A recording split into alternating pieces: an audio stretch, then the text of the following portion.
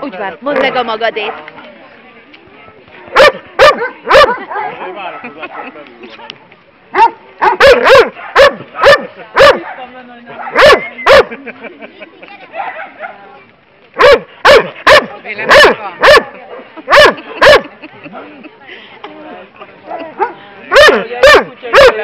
Abban ne hagyd.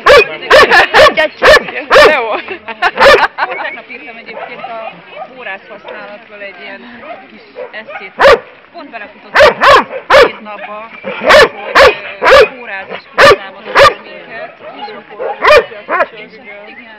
Ez a hosszú órát engedni utána már. Igen, és ráadásul amikor tényleg itt hívok a kutyát és engedi. Kiabáljál. Engedi. Annak semmi értelme. Nincs, lerakta az órát. Megyek köszönni. Érzi a zsebembe a kaját.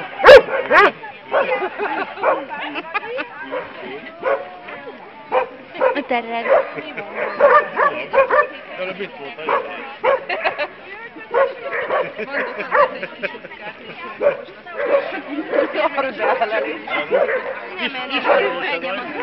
De van, amelyik szereti és szétrágja.